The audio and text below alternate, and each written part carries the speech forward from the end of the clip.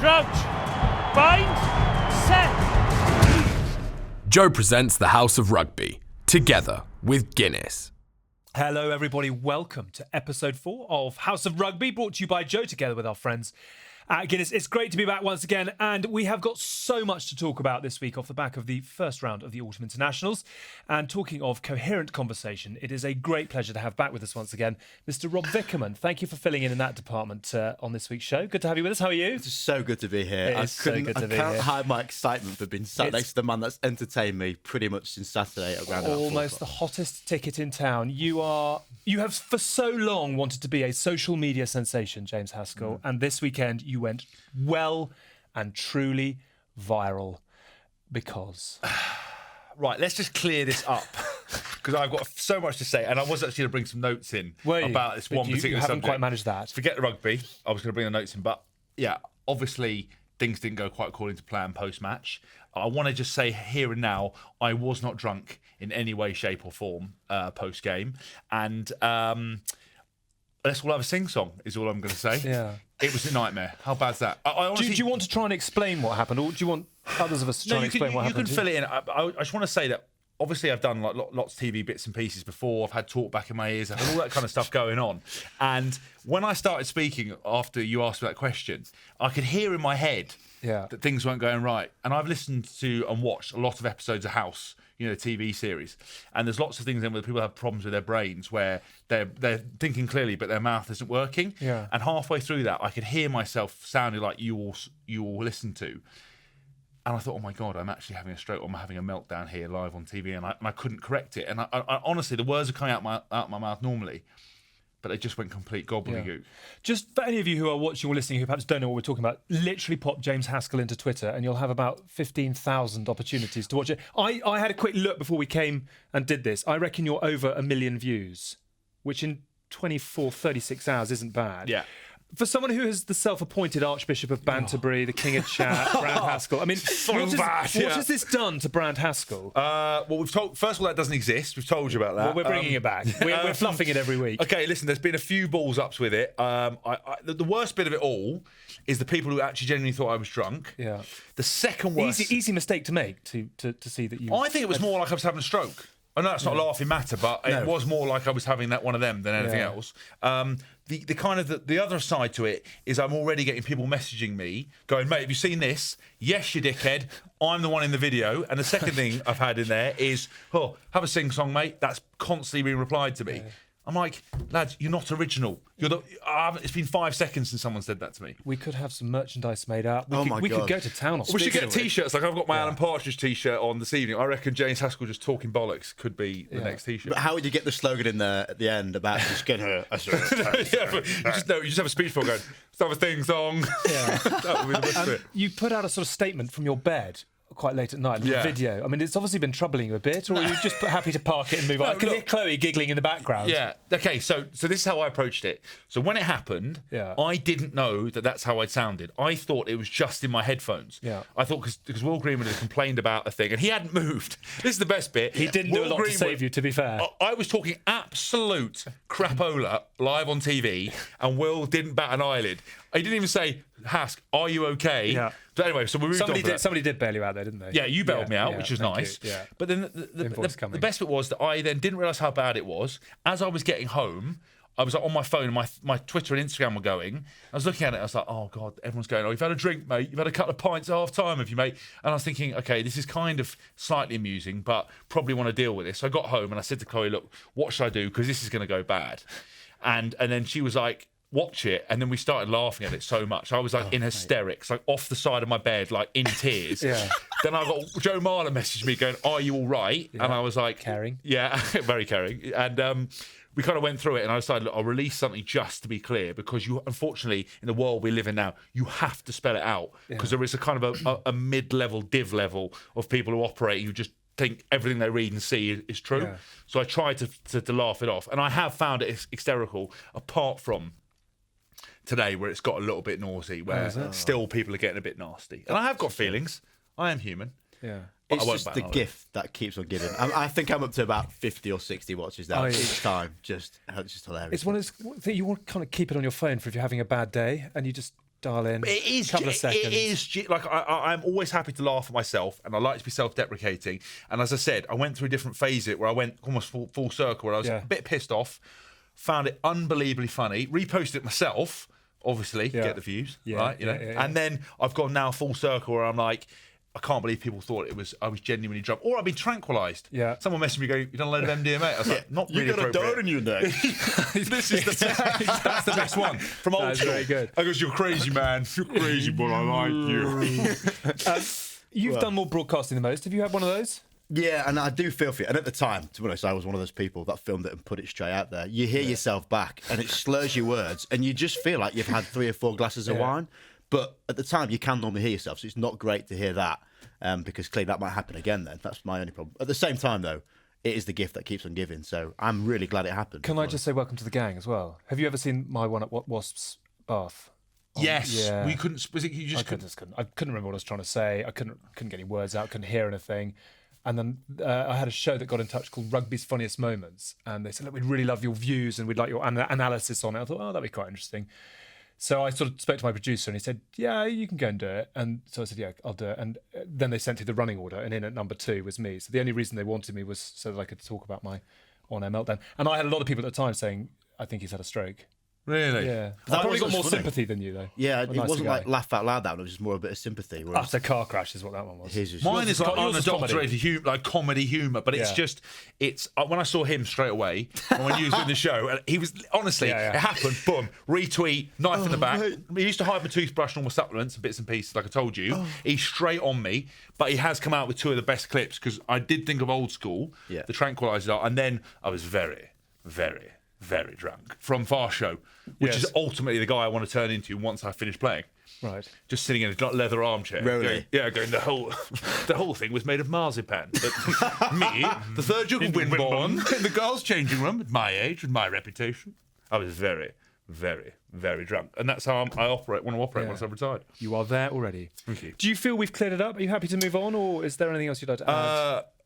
I will just say that we can leave it there. It is the gift that keeps on giving. I'm finding the funny side. I just think, please stop bloody messaging. I mean, that's like red rag to whatever dickhead's going to message me now. Let's just make sure we see it as amusing, and that I was not in any way under the influence of any alcohol or drugs. Good.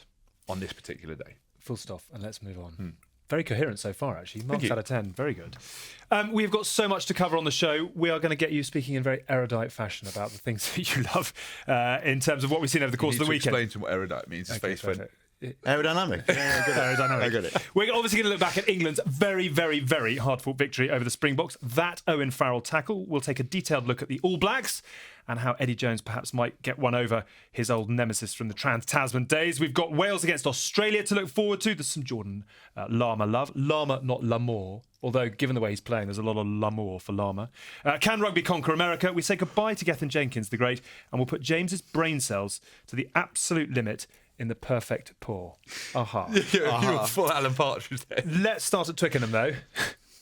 Did England win, or did the Box lose? I think it's the Box is lost there, certainly. I know your pitch side view from the expert analyst, which would be very interesting. I'm not quite sure what that was, actually, what your view was. It came out in sort of mangled syllables. Well, the view was you're supposed to have a sing-song, celebrate every little win, regroup, get together and look to improve next week. Why didn't you just say that?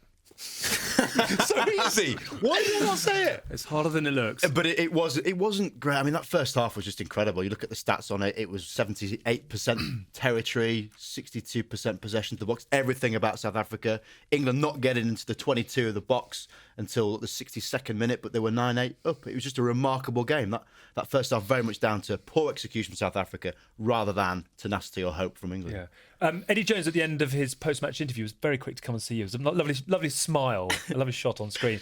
Relieved? Excited? What did you discuss? And B, how do you think he's feeling about life off the back of that? Well, he's always got my P45 in his pocket, as he always says. And you're always putting your business card into the other one. Yeah, as soon as he shakes my hand, he always takes it back. There's a business card, James Haskell Enterprises. Yeah. Call me, it says. But there's no brand. There's no brand. Obviously no brand. It just says no call logo. Me. No, but he's always like, I always feel like he's going to just, here's your P45, mate. Here's your P45, get out. But no, he was fine. He still liked the suit. Oh, did he? Yeah. Electric blue. For those yeah, it was actually. It was the wedding suit, wasn't it? No. Oh, right. No, it wasn't. That was something different. And the wedding suit's been developed at the moment. Top secret. From the royal wedding suit. Was it? Well, come on. I think it was. We could cast back through. We can go through. So go through your wardrobe. Let's go through your wardrobe another time. No, he was good. I think he was obviously happy to get the win. I think we just had a brief chat, and we always have a laugh. So it was nothing amazing. What? Okay, sorry. Sorry about that. What did he learn? What did you learn? What did you like about what you saw? So I thought. As I said in my kind of analysis there, I felt that we're getting our tackle height completely wrong against a team like South Africa. You can't afford to go high against them because there was that part in the first half where they kept getting over the gain line. Consistently all the time. Every time they carry, there was a patch of play where it was like five ball carries where they consistently got over the gain line.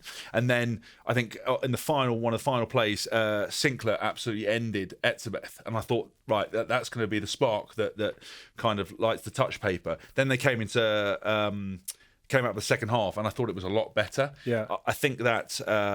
If South Africa had executed those line-outs, their drive looked pretty dangerous. I thought we struggled a little bit to deal with it just because we were going up in the air and competing, and they were kind of winning it next to us, which puts a little bit of pressure on yourselves, and you can't deal with that. Then we stayed down, and we dealt with one actually by the line quite well, but it started to turn, and then one of the South Africans dropped the ball. I think Whiteley dropped the ball, or Khaleesi dropped the ball. And then...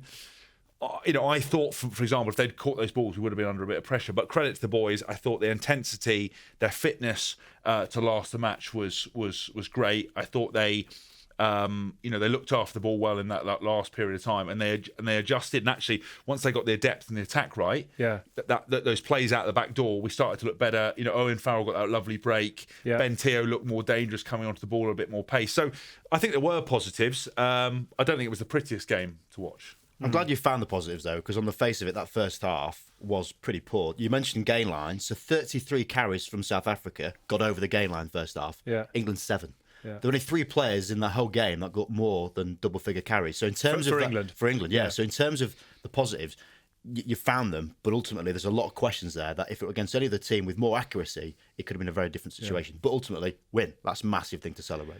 You mentioned Owen Farrell, you mentioned tackles as well. I completely missed it. It's passed me by, but apparently you think you've had a bad week on social media. Apparently there was a tackle at the end of the game, which deserves a little bit of... I'm joking, obviously, but... was it legit in your eyes? Right, so I am completely the wrong man to ask about this for the sole reason that as soon as I saw it and I was pitchside, I was like, that's absolutely champagne. Well done, Owen. You've absolutely ended the bloke. Yeah. That was a great. There was. I thought Ben Teo. But I don't think you are the wrong person. I think it's really interesting. There's a current player. That was your view. I honestly. So during the game, I thought there was 2 bits of play where Ben Teo went high, and then Ben Teo absolutely folded one of the South Africans up like a deck chair. Yeah. Like so much so I thought it was going to be sold on Brighton Beach. He was in half, and then Owen's hit. I was like, that's unbelievable. He obviously went cross body. Yeah. So it's very difficult when you've got kind of guys arm and shoulder. But I thought it was brilliant. I would be proud of that hit if that was me. And I know in the climate now, and Vix will obviously talk to you a bit more detail about some of the rules and things. But I looked at it, I thought absolutely fine. I thought the collision's so big that there's no chance for him to wrap. Job done, great. 20 years of rugby player and still calling them rules. Oh, he's such a pedant. I was going to pick that up. It's a law. Laws. Come on, James. Who cares? That's the kind of quality insight you get. Yeah. You are obviously disciplinary king because you are on the panel. On the panel. Love that. Yeah. I mean, bow down. You'd stitch me up as well, wouldn't you? Well, your no. view. Yeah, it's interesting. I actually got it Because you showed the clip of the archetypal, the definition of a no arms tackle, and it's almost identical. But it has to actually makes a really good point. So as a viewer, first and foremost, your reaction is, what a collision. And it really was an incredible collision. And I watch a lot of rugby league. You see about 30 of them every single game there. The questions are, is it legitimate? So is it high? And did he use his arm to wrap? The absolute example on World Rugby's website for the law of a shoulder, no arms tackle is exactly like Farrell's.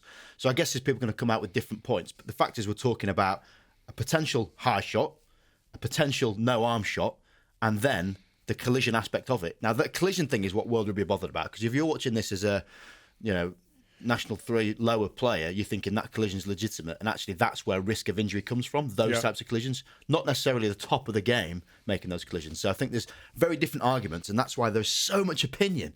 I mean, I joke with you, it's like it's the blue and gold dress, isn't it? Yeah. Everyone has an opinion on it, and not just that, they all believe their opinion is absolutely right.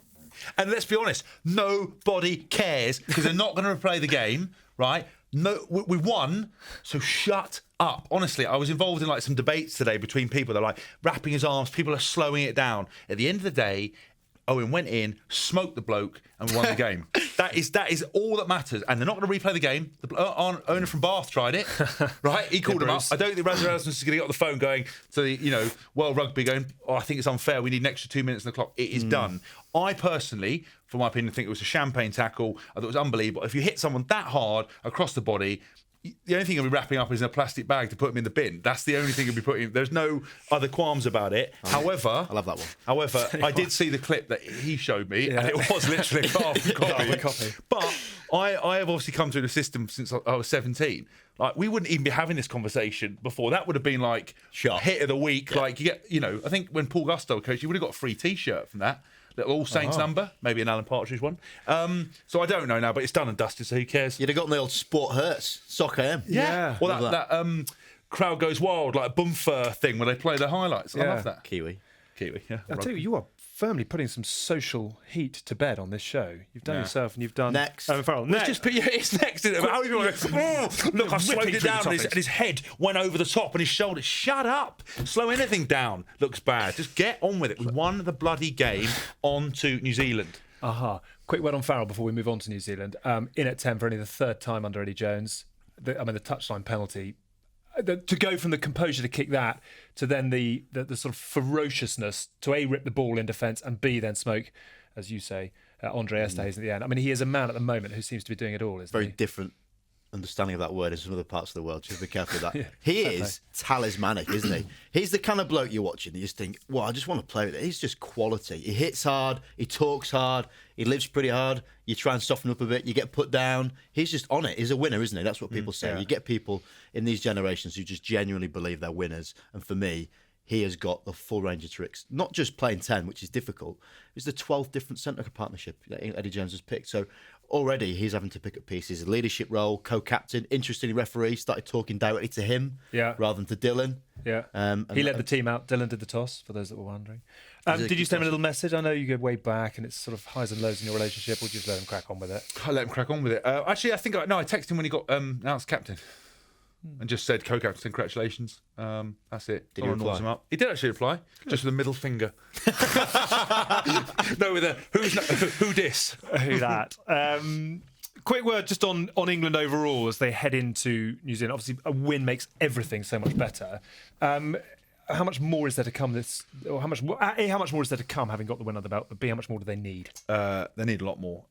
New Zealand are the benchmark of all benchmarks of the sides. I think I said it before. If you listen to pundits and rugby keynotes, they'll have you believe New Zealand are playing this like incredible game of rugby that no one can understand other than them. Actually, if you look at a lot of their tries, it's the simplicity as the handling, which is consistently spot on. It's the speed, it's the intensity. It's not any different. It's just done to that level. And I think England have every opportunity, and I'd always back the lads 100%. I think we've got the talent. I don't think injuries play a role. I just think defensively, got to stop people on the gain line. You give New Zealand gain line ball, you're in trouble. If your set piece doesn't fire, you're in trouble. If you don't deal with that maul, you're in trouble. And Eddie actually said pre-game, he said, listen, we've got to get the set piece right. And I know how hard they work and how much attention to detail England put into that, and how they were probably just off a little bit.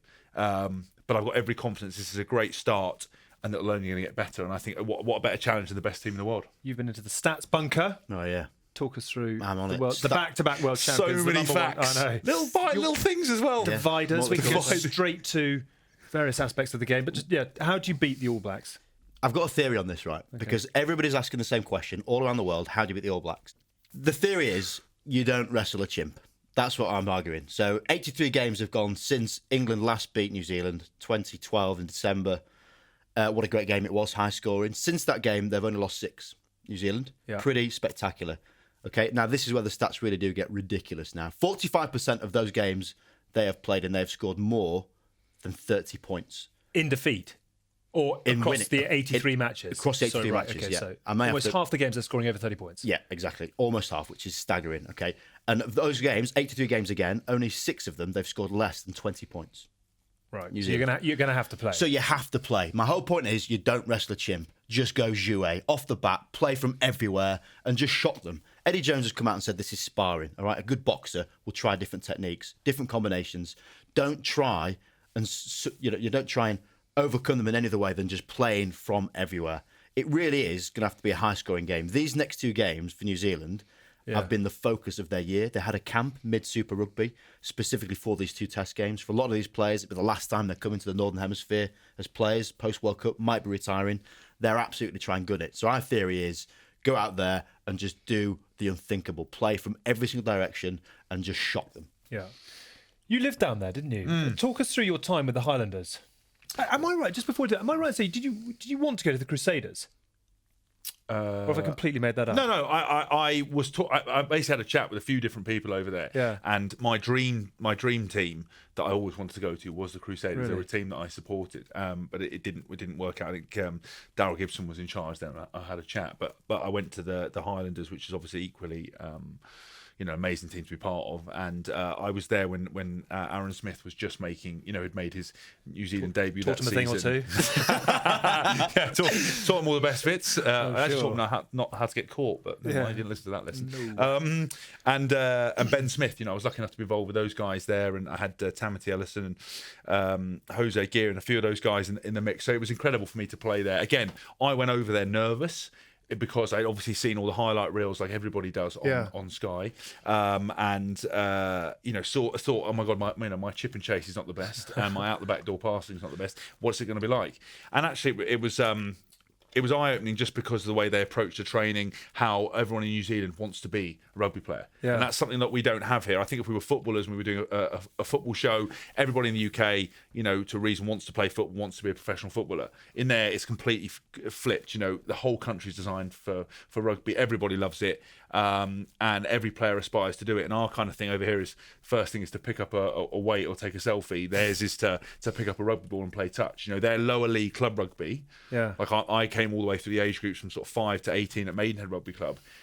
If I wasn't playing for Saints, I'd go back and play for Maidenhead, and it would be as intense. And if someone from another team wasn't in the Super 15, they'd be playing me. Yeah. And it's that kind of stuff. They just can't get enough of it. And I think there's a real good link between the clubs and the country, and how that works, and how the S&C works. And I think they're impressive. But again, I found that rugby's rugby wherever you go. It was just some of the specifics, and I think that natural athlete ability and the very fact you getting the best filtered down. Yeah.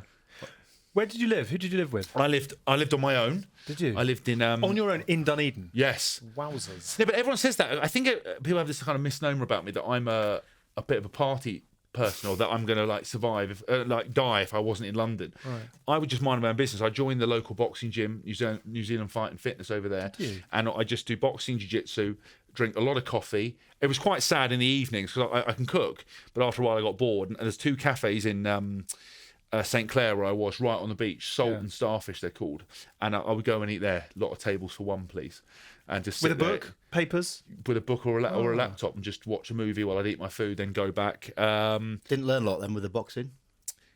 Wait, watch out, mate! You haven't seen these heavy hands. I say this. I saw the clip.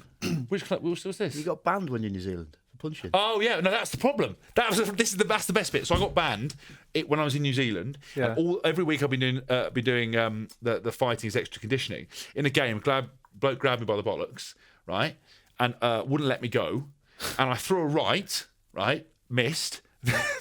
Then I threw another right and a left hook because I've been working the combination. Oh, nice. And after the game, Bobby Skinstad was commentating, and he said to me, "It was nice combination."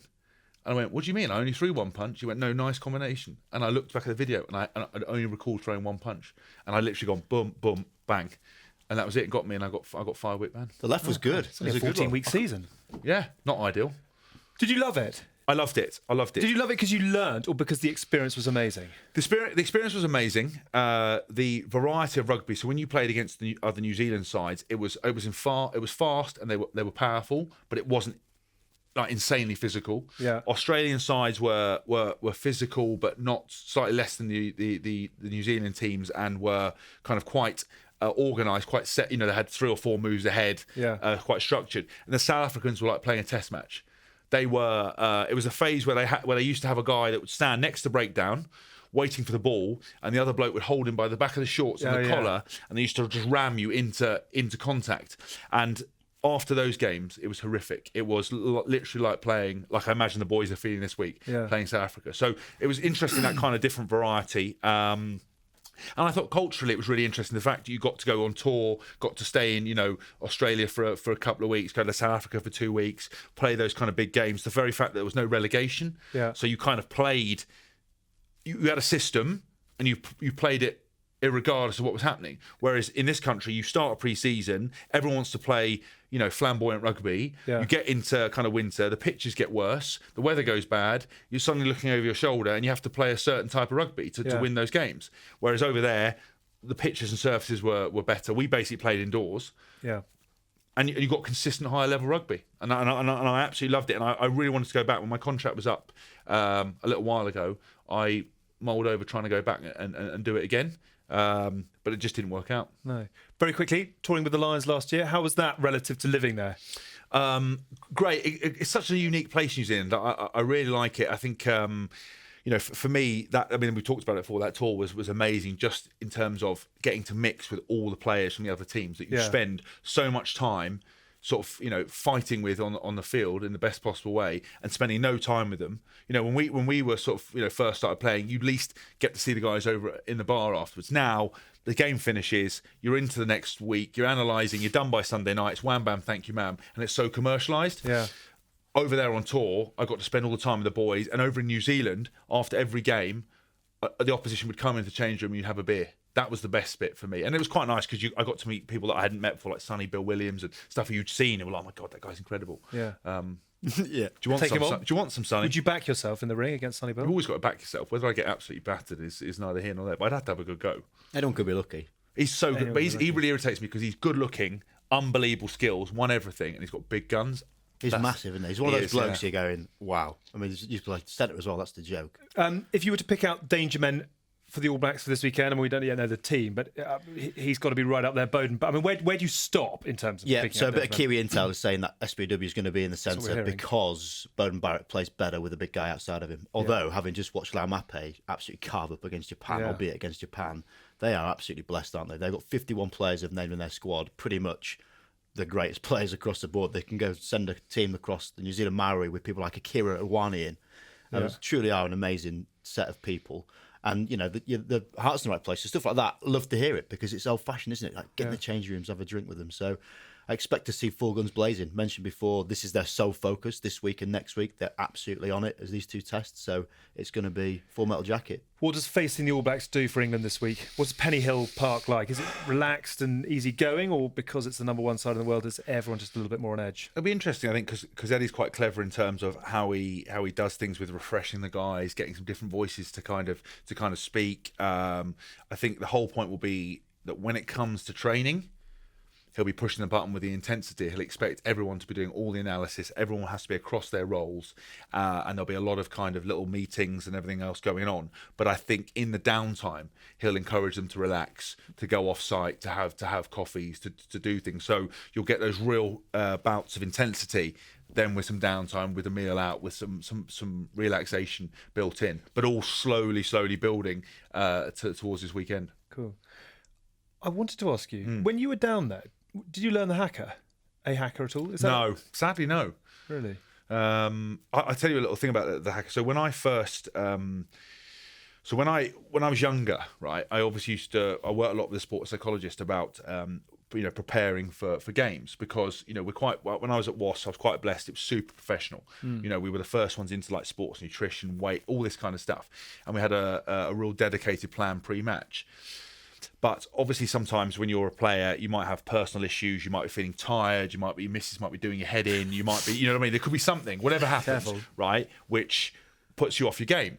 So what I wanted to do with her was find a method of as soon as I, put my music on pre-game, I was in the zone. Doesn't matter what had happened in the day, that's what I was going to do. And I'd have a little set of notes and we worked on it for a long time. And it actually helped me because when I went to Paris, and we had a kick-off at 7 o'clock at night, and they're making, for a home game, they're making you stay in a hotel down the road from your house and waking up at 7 in the morning to do some bloody walkthrough, and then you sit all day in a cafe with the lads until kick-off for like however many hours, just because they couldn't trust that the guy's going to eat the proper food and all this kind of stuff.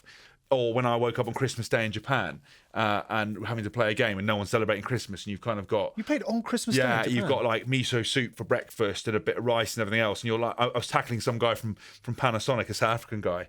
he's like, "Happy Christmas." I was like, "Hello, mate." Like, do you know what I mean? And then obviously Jingle bells in the breakdown? No, but but on the way back on the train, it was, we're all celebrating Christmas, all the foreigners, and the Japanese like, boom, head down. So if I didn't have those things, you woke up on Christmas Day going, "This is the last place on earth I want to be." But as soon as I put the tunes on, I was sweet. Go to work. But I used to have the Hacker on my iPod when I was younger, because I used to listen to it. It was like a recording from something, and obviously it just used to be the unbelievable motivator. So the hairs used to go back up on the back of your arms. Yeah. So when I first faced it, it was the biggest motivator ever. I was like, I want to hoe into these guys. Like, I want to get involved. Then I went to New Zealand, met them all, became quite good friends with Ma and Nonu, who I was with in Japan. Saw them do it. I found it the funniest thing in the world. I was like in hysterics. When the last time I played them, I'm like this. Because you realise that just like the lads dancing, doing all these faces, and you're like, it's ridiculous. It completely ruined it for me. But now I've had a break. If I was to face it again, probably never, but if I was ever to do that again, I think it would be a motivator again. But it completely lost the magic for that one period. It was like, because I remember Arlie Williams used to do it, and he used to have that terrible kind of mohawk and stick his tongue out, and everyone would go mad, and everyone goes, "Oh, what's it like to face the Hacker?" That's the one question that anyone who knows nothing about rugby goes, "I know that team, the ones who wear the black. What you mean, the All Blacks? Yeah, they do the dance thing, the Hacker. That must be the scariest thing." You're like, "Love, I'm a fully grown man. I'm a professional rugby player. Like, that scares me. I'm in the wrong job." It used to motivate. Then it became funny. Obviously, with no disrespect meant, but it is essentially lads dancing around. If you see the old videos, what it's like, and now I think it's gone back to respect. But I used to use it as a motivator. I used to have it on my iPod. It's still probably in an original iTunes playlist. That is a great story. I like the fact you think you had an iPod when you were younger. Come on, you were full on cassette. Cassette, 8-track I had. Yeah.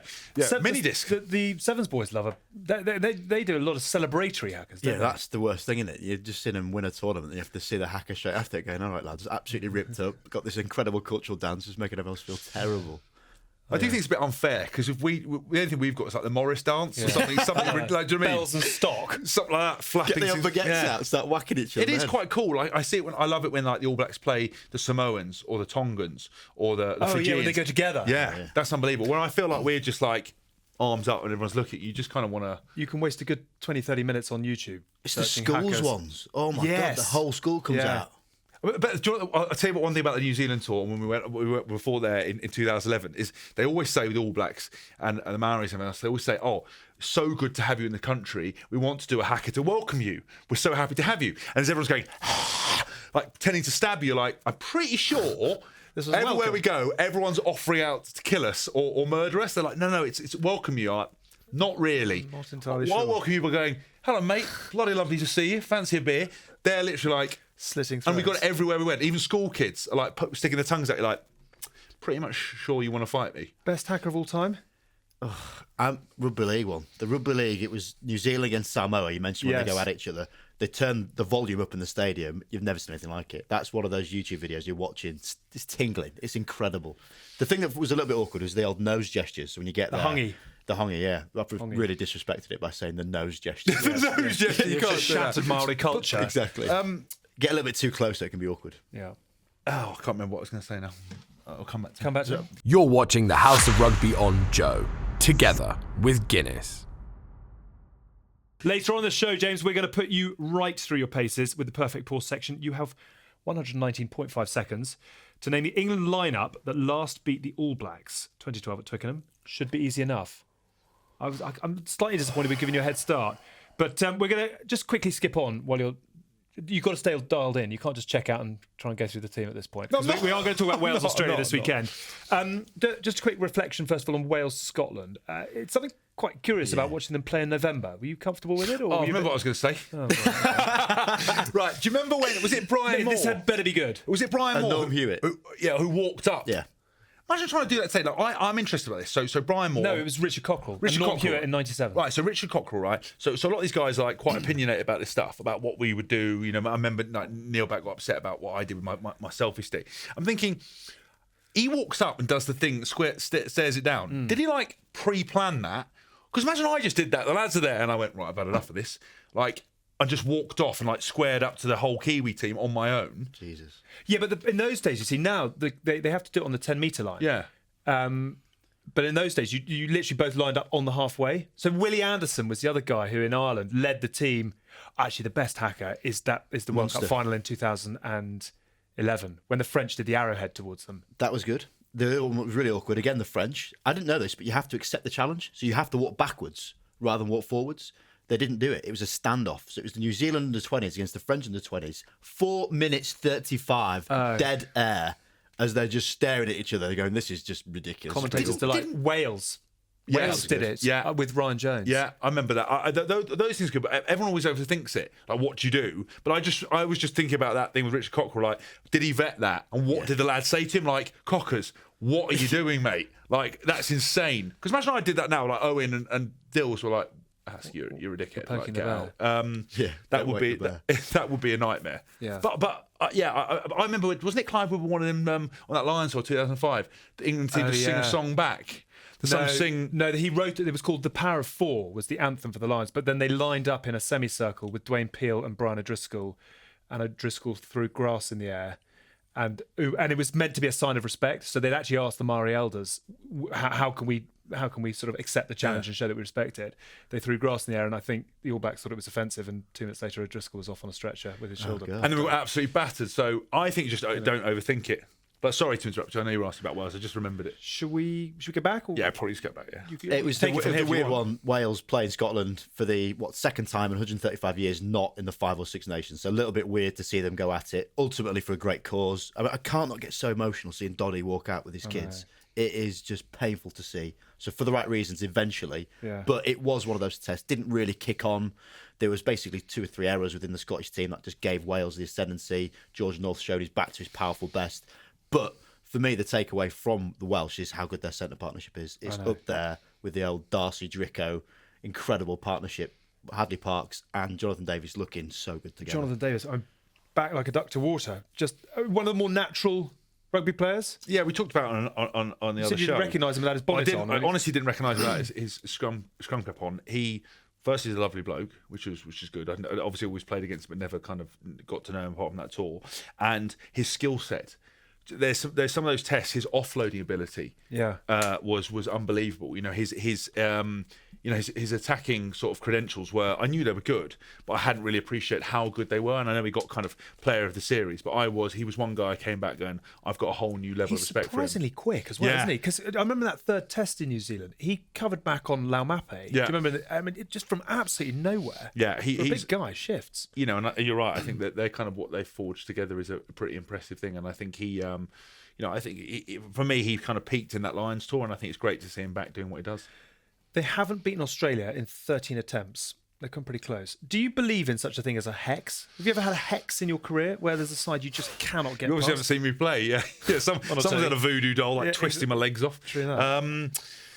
I don't know. I think I will say this. I think professional sport, and especially rugby, has completely neglected the mental side of it. Really? Genuine. I think we as players, we go, what food can we eat? What weights can we lift? What video analysis can we do? What extra training can we do? Which physios can we go and see? But I would be really intrigued to know how many people see sports psychologists, how many people see that. Have you ever seen a sports? Yeah, I've literally seen one since the age of 17 till now. I've seen a couple of people try different things. Again, I've always paid for extra physiotherapy outside of my career. I've always gone and seen extra trainers, extra physios. I remember I even got Zinzan Brook in to do some number 8 stuff when I played back in the day. I won't tell you who I still speak to who's playing now because it's a bit awkward, a bit embarrassing. But I still try and... No, it's just a current player that I really respect. I'm in communication with. I remember I once asked Richard McCaw for some advice. Did you? Because was my absolute kind of hero, and he just pretended I hadn't asked. He was very nice. Was it mid-game? Or Richie, what's a breakdown, mate? How did you do that, Richie? Yeah, you're unbelievable. Bravo. No, I was trying to get some breakdown bits and pieces and do some things, but he was always very friendly. He's always very friendly. I think the competitive spirit would never die. I don't think he'd ever want to help an Englishman. Yeah. So, do you believe in a hex? Have Wales got a hex? No, I don't. But I think psychologically, stuff like that can happen. I think I wonder what it would be like in camp where they know they haven't beaten them. What do they do differently that will make a difference? Is that an approach they've looked at? I think it's more the mental side of the game that isn't addressed, and I think that's where a team can get the upper hand with you. That's when you start overthinking things. You start you start doing things differently. Because I remember on the tour actually, Wales had beaten South Africa. Was it in the World Cup? They beat South Africa at some point when 2015. No, they lost in the. It was 2011. Did they beat them in 2011? There was some they game. Lost again. There's some game that I know that Wales beat South Africa, and they basically had pre-game. They had kind of fish and chips and burgers and something else like that, and Just threw everything out the window. Yeah, and they basically they won. So I think a lot of the time they would do that. I don't think they do that now, but that was just a thought process. Do you know what I mean? Like, guys are relaxed, eat what they want, play. Look good, feel good, play good. So I don't think there's a hex on it, but I think psychologically there might be some issues. 14th time lucky, perhaps. If not now, then when for Wales? And Australia are pretty much bottom of their bootstraps, aren't they? Yeah, exactly. And this is span over 10 years, isn't it? It's not like it's the same players that have had that hex for those games. It's clearly a different environment. Same with Australia. So, yeah, no better time for me, having seen the last 4 or 5 games, watched them in depth, and they're a pretty testing time across the board. I mean, rugby in Australia is really, really struggling. So if there is a chance to get that victory, first time in 16 years, Wales have won their first autumn international. So they're buoyant. That might be why they were playing Scotland. Who knows? But clearly they're going to use everything they can get for it. Quick word on Ireland, Italy as well. Did you see any of that? Or shall I did. Oh, you did? I saw a few bits of it, but I saw Lamore. Lama. Fine Lama, mate. That is one of the brightest talents in the Northern Hemisphere right now. I was I actually got a message about to check the game out. That's why I looked at it, and I saw it, man. That try, his hat-trick try, mate. I dream of having something. I mean, that boat sailed. Keep dreaming, mate. Yeah, boat sailed. I think it sank. Yeah. Let's call it the Titanic. And he was incredible in that bit of play. That footwork, the speed, ability to go around and then go around again. I was blown. It reminded me of a young Brian O'Driscoll. I thought. Really? Yeah. He's been great for a few years. Yeah, it was the jump step, definitely. Yeah. So 2016, they had a really strong under-20s year.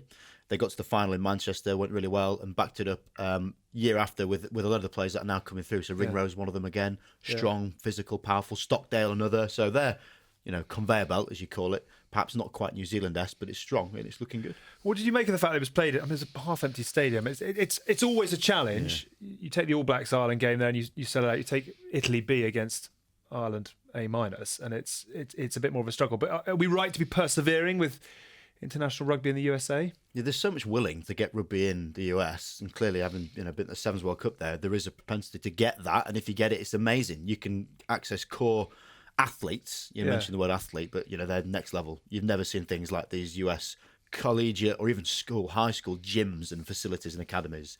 So if they do get it, it'd be a scary prospect. But at the moment, in a 60,000 seater stadium to have 35,000 people there, it was a triple header.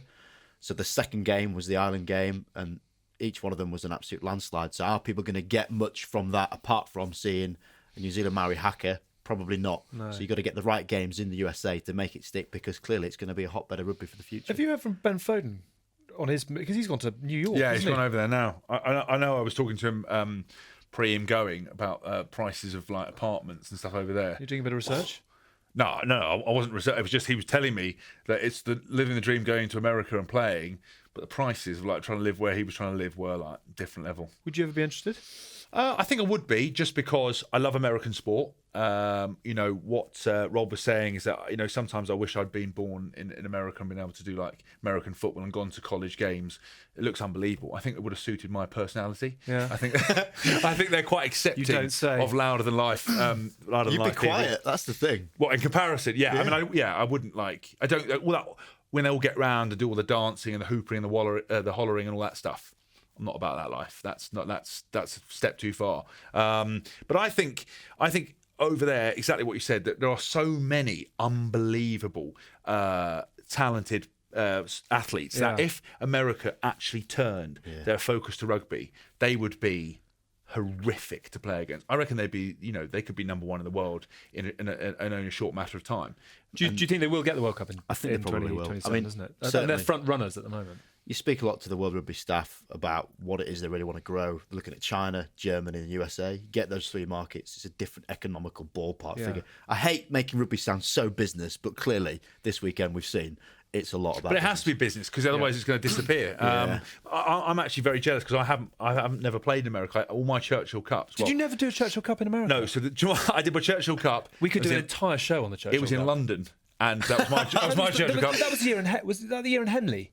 No, no. It was. We played at Twickenham, and we stayed at the Marriott in I don't know wherever it was, like Brentford, and that was my Churchill Cup.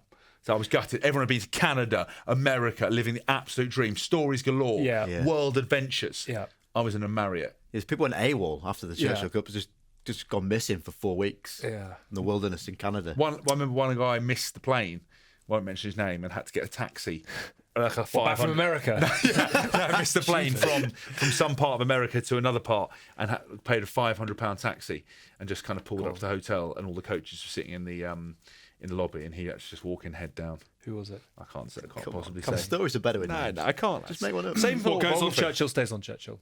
Yeah. Dear Winston. A couple of other bits to talk about. A couple of other departing heroes who are leaving the rugby scene. Gethin Jenkins, Mellon.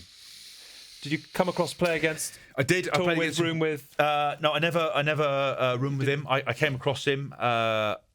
Incredible player, great bloke. Could shift for a prop. Yeah. Could goal kick, which is his final act. But no, I think it's. I always get like a bit of twinge of sadness when I see things like that because he's one of the greats. That's what I mean, and it's kind of my generation, people I know. Because before you'd see people that you'd kind of partly had a run in with. Now guys like him are retiring, and you're kind of getting closer, and it brings your age and your kind of limitations into perspective. Time waits for no man. He will be remembered as. I mean, there was a bit of debate as to whether he was the great or the greatest or the front row of the 70s. The Welsh fans were sort of debating and deliberating. But as a modern player, I mean, to play 100 and whatever it is, 30, 40 tests, something like that, prop is, I mean, almost impossible to repeat, isn't it, given the state of the game now? You just can't see it happening. These guys coming through now, looking at a brutal career. He obviously probably flirted a little bit with that kind of old amateur status of the older players, kind of introducing him to how rugby used to be played and things, and that probably stuck with him. So he was one of those players, I imagine, that had a beer afterwards. But you're just not going to get it anymore. There's going to be no 120 cap players from now going forward, because it's just brutal. So great to champion his achievements, absolutely. And I always quite like it when it's sent off with a kick. Yeah, celebratory score. I mean, people think it's disrespectful, but it's quite good fun. I think. Are you a fan of that? Would you bow out with a? Mate, if I try to kick the ball over, my foot will go with it. My foot will be in row D, straight into Mrs. Miggins's face. Lovely. We'll leave there. Chris Henry, the other guy that we were going to mention as well, who's obviously been an absolute stalwart for Ulster and Ireland, and sadly I think is hanging up his boots. I think that's probably injury related, so we hope that's not too bad. Don't look at that. Did you just look at it? No. Thank God for that. I've just revealed the answers. Oh, no. Okay, so we're going to move on to the perfect pour. And this should be an easy one for you. You've had quite a lot of time to look and research and think about it. 119.5 seconds, James. That is the time it takes to pour the perfect pint of Guinness. In that time, we would like you to name the starting 15 of England, the last time they beat the All Blacks at Twickenham in 2012. You played in that game, if that helps. No help from you. Song. He's written that sing-song as well. No help from you, Rob. Your time starts... now. I'll write it down with. No, you just have to name them. I'll right. take them okay, fine. Dan Cole. Correct. Tom Youngs. Yes. Joe Marler. No. Alex Corbicero. Yes. Joe Launchbury. Yes. Courtney Laws. No. Jeff Parling. Yes. Tom Wood. Yes. Ben Morgan. Yes. Chris Robshaw. Yes. Ben Youngs. Yes. Owen Farrell. Yes. Brad Barrett. Yes. Elliot How long Daly. we got on the clock? No, not Elliot Daly. No. Who else would it be? 30 seconds. Anthony Watson. No. Mike Brown. Yes. There's the three. I can't think who. Three left. Jonathan Joseph. Nope. He was on the bench. Manu Tuolangi. Sorry, Yes. obviously. Chris Ashton. Yes. There's one more. You won't get this. Johnny May. Nope. Halfway through. Come on. Jack Knoll. No. Who else played bloody wing? No, there's a trick in there. Yeah. Mike Brown was on the wing. Right, Mike Brown was on the wing. Fullback. Who would have been fullback? Ben Foden. Nope. so close to the finish line here. I hate rugby. It's like those marathon runners that fall apart. Yeah, like legs going. It's like my voice is going. 30 seconds. It's sort of turning into quite a painful perfect Paul. Sorry, but I got most of them. So Mike Brown was on the wing. Very talented player. Full. No. Very talented. okay. A Rolls Royce. Yeah. I was going to say Dylan Armitage. No, it wasn't him. Wow. Way back. That is way back. I can't think. This is so painful. 10 seconds left. What do you get if you win? So you win a car if you Shut get up! it right. This is what you're going to want. No, take it back. I need a car. Win a gym franchise. 2, 1. Who was it? Alex Good. Oh! He came at me as well. He said to me about that video from Sky. Oh, yeah. He said, that's given me hope that he can get a career in TV now.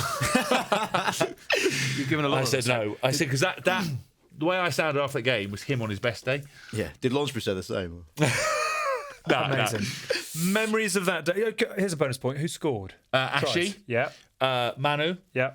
Brad Barrett. Yeah, correct. You were on the bench. What do you remember of that day? You'd had a horrible autumn to that point, didn't you? Yeah. You lost to the Box the week before, I think. I remember Tom Wood was outstanding that day. He was very good.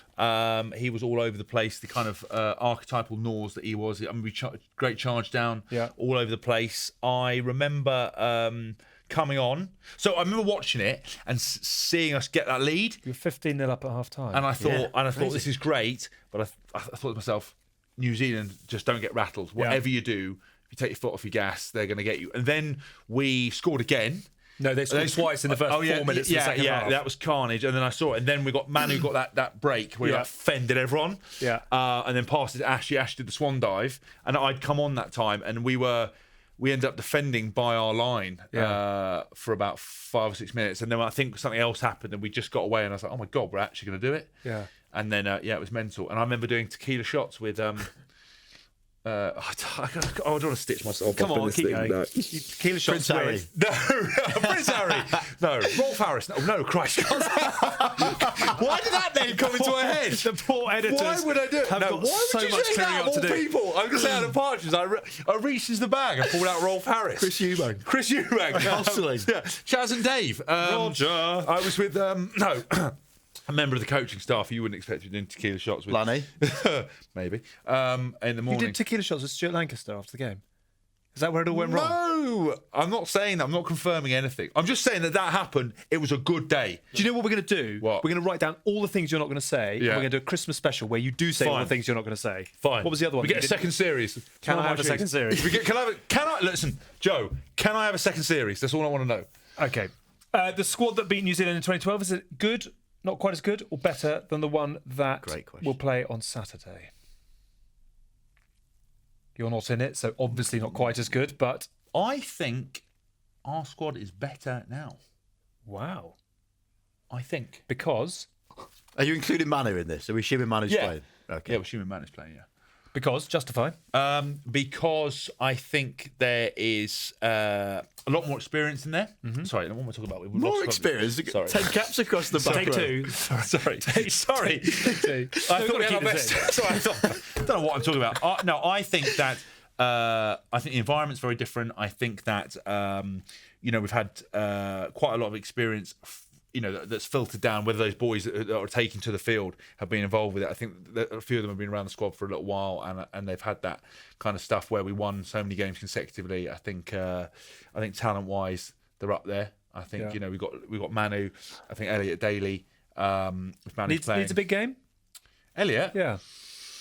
I think for me, he's got such incredible X factor that some of the stuff that he does is breathtaking, and I think he just needs the opportunity with some ball. A couple of thoughts on players who, Mark Wilson obviously man of the match last week. Henry Slade beginning to look really comfortable at 13 as well. Who for you, presuming there aren't too many changes, needs the game of his life? It has got something to bring on Saturday. You mentioned Henry Slade. He's actually down for missing quite a lot of tackles, and if you're going to play against New Zealand and miss those tackles in the midfield, albeit playing with Ben Teo, who hasn't played a lot of rugby, so they weren't on sync. He was actually 46% tackle rate, Henry Slade. But are they all open? I always remember, I think it was Eddie Jones who said the media look at stats and most of them are irrelevant. If you miss a tackle, but you drive someone inside who gets clobbered by your inside man. Is that forgivable, or are we looking at mistakes here which are unforgivable? It's the centre partnership you got to look at. So when you're playing against Delande, who just took the piss and how quickly he got over that goal line, he was phenomenally strong. You're going to have Sonny Bill Williams this weekend, so potentially going to be a lot harder. You've got to get your defence right. Yeah. That's what gets you picked. Attack gets you noticed, which is why people generally focus about, what Elliot Daly can do in the outside channels, which I agree is fantastic. I do think he needs a bit more of a game ball in hand and to free up his wingers. They didn't get the ball enough this weekend from his distribution. So that's a big part of it. But ultimately, last weekend was the first game since March 2013 that England didn't score a try at home at Twickenham. So they have to score tries. As I said before, you don't beat New Zealand trying to arm wrestle them. You beat them by playing. I will say this, going back to my comments, that I think for me, Ben Teo on that Lions tour was one of the best centres in the world. And again, this is what really gets my nerves. He absolutely battered Sonny Bill in this tackle, and they gave it as an illegal tackle. And again, that would have been in the Hall of Fame highlights. And if he goes well, so he hasn't played. And I think if you saw in the first half, I talked about it earlier at the top of the show, a couple of times went high, league style, and Delande got over the gain line. Then he just went, right, I've had enough of this. And there was two. He did an incredible chop tackle with actually Slade under the post, even though they got the ball out and they did score. And then he came in and folded them up. And I think when you've been out the game for that long, timing goes. You know, you got to get your kind of the rhythm back. You think mentally you're fine. Yeah. People said fitness, he'll be fine. He's been absolutely smashing the fitness, but it's the timing. It's just that little bit of killer instinct. So I expect if he's involved this week to raise the bar, and I think that he could really have a massive impact on the game. It's going to be fantastic, isn't it? Final thoughts. A prediction. What is going to happen and why? Hopefully, it will be as we hope, and it will be a 40-38 victory to England, because that is the only way you're going to beat New Zealand. You have to outplay them. You have to go basketball and just try and score more than them, because they're going to score. Yeah. They're going to get more than 20 points. It's what they do. So it's about understanding where to play, being expressive in how you play, and just enjoying it again. Like, they just didn't play enough rugby. Kicking the ball away too much last week. Keep the ball in hand and have a go. RUGBYJOE? I will say, physicality-wise, in 2012, the defence was on point, pressuring New Zealand, forcing them to make errors you don't see them normally make. In 2014, that first test, we've pressured them. We pressured them. If it hasn't been some Aaron Cruden magic, and we decided, if Davey Wilson hadn't been on the end of every try scoring pass, I love Davey, but every time it went right, we're on. Oh my God, Davey's appeared! Like, what are you doing? It might have been a different score, and I think our physicality defence, you have to pressure them. If you are concerned about their footwork, if you're concerned about the threats they pose, you are second guessing and you're in trouble. If you go, do you know what? Exactly what Rob says, we're going to play, but defensively, we are going to go out after them. We're going to hound them to the ends of earth. The night Aaron Smith's going to have the worst day in the office. Bone Barrett's going to be under so much pressure. We're going to let them have space, but we're going to close them down as much as we can, and sort of live and die by the sword. That's how you beat them. Any second guessing, any chance to let them over the gain line. Unlike South Africa, so we let them over the gain line, as we said, 30 odd times or whatever it was. They didn't quite have the ability without Faf de Klerk and Villiers Leroux to make it pay. Yeah. Against New Zealand, you've got props who are playing. You've got the second rows. Retallick and that lot are the ones that that play the ball more than anyone else. Yeah. They make you pay. So what you've got to do is go, I'm not worried about this. I'm just going after this man. And watch and go and do it like that, knowing that they're probably going to score at some point, but you can't be frightened of losing, and you can't be frightened of taking the physical battle. If you let them get over the gain line, 2 or 3 passes, they suddenly go along the line and they score in the corner. Pick me, Eddie. That's what you do. Yeah, straight in. Yeah. Well, maybe. On that note, yes or no, England? Yeah, I'll back them. I think they'll be cooking something up for a while. I think that this will be a bit of a wake-up call for them. I know that getting the win is the most important thing. I thought it was really interesting with Eddie, probably doing a bit of deflection again, playing around with the press, doing whatever he does, which I think is great. I think the boys will be in camp incredibly pumped up. We haven't had New Zealand Twickenham for a long time. Yeah. I would back us 100%. And I think guys like Mark Wilson stepped up last week. I think are great. I think everyone has got a taste now, and we're ready to play. Let's see what happens when Saturday comes. There you have it. Thank you very much indeed, gentlemen, for your thoughts. Thank you very much indeed to all of you who've been getting involved as well. Please remember to like, share, subscribe, and comment anywhere you can. Thank you to Rob. Thank you to James once again for being able to keep a sentence this time together in one piece. I was genuinely going to bring in a hip flask full of water and pretend to have a little nip every now and then. Quite good telly. It would have been. I couldn't But find then you're it. fanning the flames of ridicule. And obviously, please drink responsibly. Do join us again next week. Good luck to all the home nations in their games this weekend. We shall see you in 7 days' time. You've been watching the House of Rugby on Joe, together with Guinness.